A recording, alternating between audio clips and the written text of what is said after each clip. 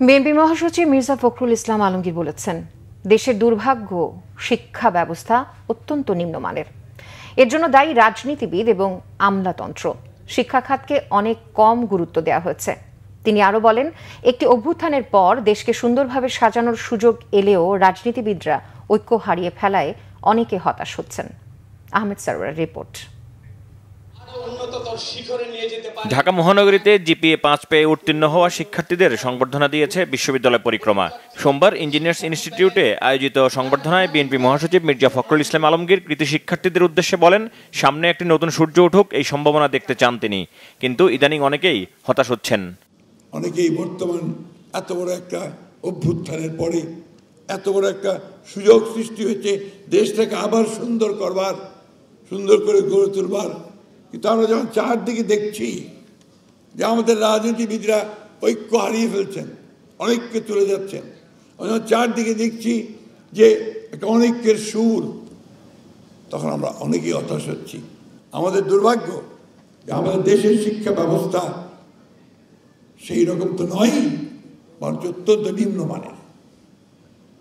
এর জন্য দায়ী রাজনীতিবিদরাই, এর জন্য দায়ী আমরাই, এর জন্য দায়ী আমাদের আমলাতন্ত্র। এখানে শিক্ষার উপরে খুব কম গুরুত্ব দেওয়া হয়েছে। আমরা বিএ পাস করাই, এমএ পাস করাই চাঁদপুরের গ্রাম থেকে অথবা আমার ঠাকুরের গ্রাম থেকে, সে ঘুরে বেড়ায়, কোনো কাজ পায় না, কারণ বিএ পাস এমএ পাসকে দিতে চাকরি দিতে ওনারা পারেন না।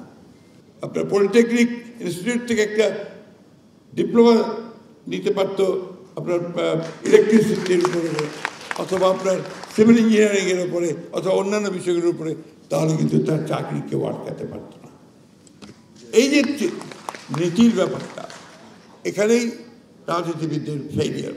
এই যে আমাদের স্যাররা আন্দোলন করছেন, রাস্তায় আছেন শিক্ষকদের বেতনের জন্য, এটা তো অনেক ভালো হতে পারত। মির্জা ফখরুল বলেন, দেশে এখন ক্রান্তিকাল, একটি অস্থির অবস্থা চলছে। এই অস্থিরতাকে, এই যে এখানে তো সব জেনজি, তাই না? কি তাই তো নাকি? ভুল বলছি? ওদের চিন্তা, ওদের ভাবনা আর আমাদের চিন্তা ভাবনার মধ্যে আকাশ পাতাল তফাৎ। কারণ বয়স, প্রজন্মের যে পার্থক্য, এটা অস্বীকার করতে উপায় নেই। আমরা হচ্ছি রাজনীতির মাঠের লোক, রাস্তাঘাটে বনে বাজারে চিৎকার করি, স্লোগান দেই, বক্তৃতা করি, তাই না? তোমরা টেলিভিশনে আমাদের অনেক সময় চেহারা দেখো আর চলে যাও। এই রাজনীতিবিদদের কথা আর শুনতে ইচ্ছা করে না, ঠিক না? ঠিক তো? হ্যাঁ, কিন্তু দুর্ভাগ্যক্রমে এই রাজনীতিবিদরাই একটা দেশের ভাগ্য নিয়ন্ত্রণ করে। তারাই পথ তৈরি করে অথবা পথ নষ্ট করে। পরে কৃতি শিক্ষার্থীদের হাতে সম্মাননা তুলে দেন বিএনপি মহাসচিব। আহমেদ সারওয়ার, বাংলা ভিশন, ঢাকা।